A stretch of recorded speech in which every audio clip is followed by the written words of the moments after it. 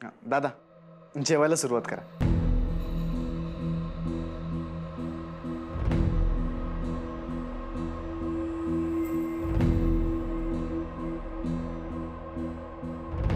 वाह, मस्तच झाली आहे भाजी.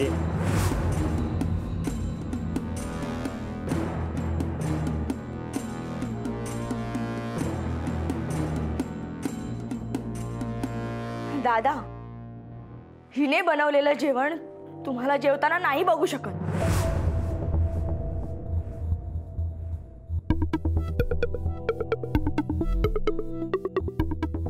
आणि मी सारंगला असं मुक्ताच्या मागे गोंडा घोळताना नाही बघू शकत.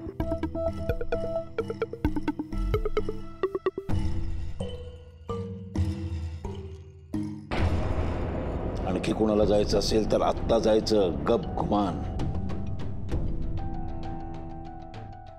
अस्व न गाळता.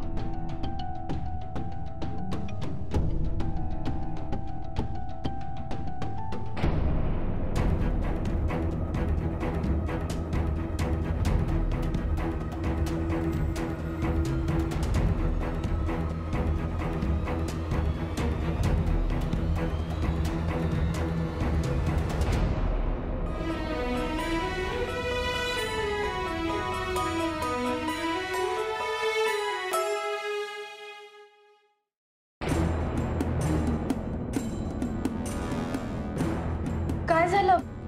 आवडलं नाही का? खाईन म्हटलं होतं, खाल्लं. जेवण संपवेन असं म्हटलं नव्हतं मी. हो, जे झाले ते विसरून जा. असं भरल्या ताटावरून उठू नये.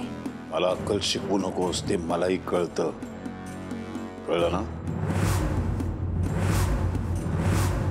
मनाला पटलं तरच अन्न अंगी लागतं. मी जिंकण्याच्या आनंदात नाहीये वो. लय माईनी बनवली. उष्टी पडली तुझी माया.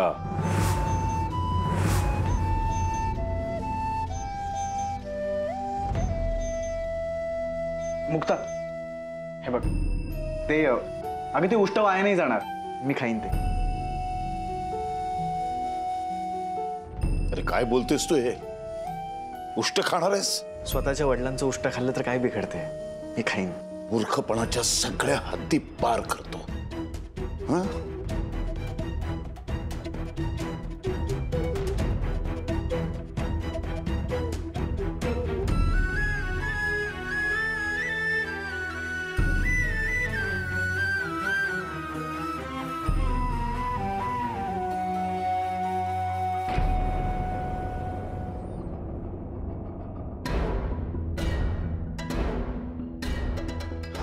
पराभव मी कधीही विसरू शकत नाही. हे काम काय मिळालं, 4 पैसे काय मिळाले तर जिंकल्याच्या आविर्भावात माझ्या समोर नाचतेस तू. विसरू नकोस, रावसाहेब नगरकर म्हणतात मला. एका क्षणात सगळ्या बातम्या गायब करू शकतो मी.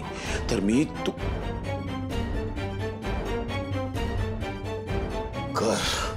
कर जखमी कर मला.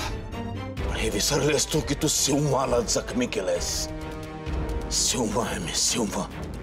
तुला काय वाटलं 4 पावलं मागं ढकललंस तू मला? सिंह जेव्हा 4 पावलं मागं जातो ना तेव्हा झेप घेतो तो, झेप घेतो. आणि अशी झेप घेतो की सपड्यात हात घालून फाडून टाकतो तो. फाडून टाकेन मी तुला.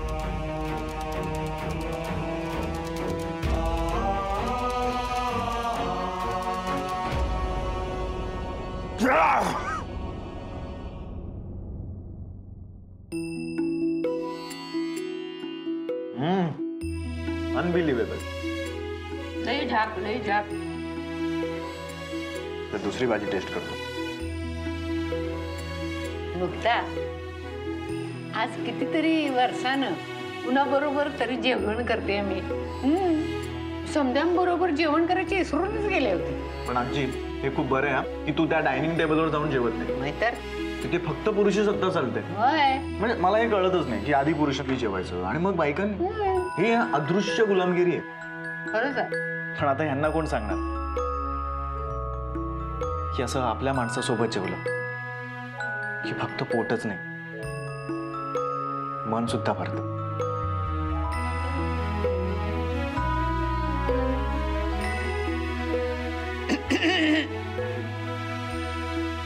अरे एका घासात मन आणि पोट दोन्ही कसं भरायची ह्याची युगत सांगते तुम्हा दोघांना.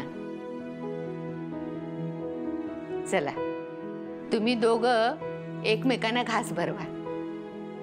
हो आजी, हो.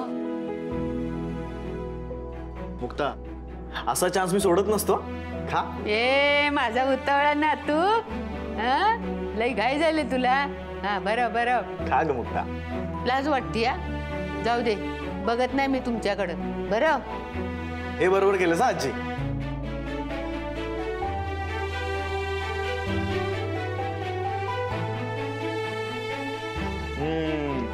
अंगाशी खायचं.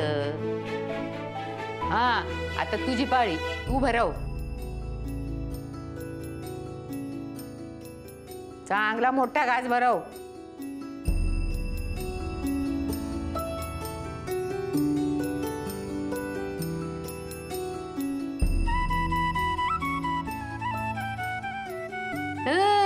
कशी लागली चव? घासाची की बोटाची? अरे पोटाची विचारते मी. आजी खरं सांगा, म्हणजे एकदम खरं खरं सांगू, हं. गुलकंद खाल्ल्यासारखं वाटतं. एकदम अनबिलिव्हेबल. तुम्ही दोघं ना सारखीच आहात. असायलाच पाहिजे. अगं संसारात गंमत ही खट्याळपणातच असते. मुक्ता, आजचं जेवण एकदम छान. त्या समध्या विरोध करणाऱ्याने बोट चाटून चाटून खाल्लं असणार, नक्की सांगते.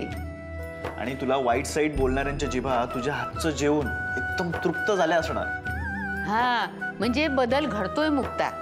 अहो आजी, जेवणाची चव बदलण्याने एवढा काय बदल घडणार? अगं एवढा नाही, एवढाच घडलाय. एवढासा बदल घडायला 7 पिढ्या लागल्या. ही तर नुसती नांदी आहे. मला दिसतंय पुढच्या 1-2 वर्षात या घरात प्रत्येक बाई मुक्ता असेल. बरं झालं बाई, माझ्या डोळ्यासमोर तू या घरात आलीस. मला घरात कामासाठी आलेल्या मुक्ताच्या नाही, तर माझ्या नातसुनेच्या हातचं खायला मिळालं. आता मला कधी बी मरण आलं तरी चालेल. आजी,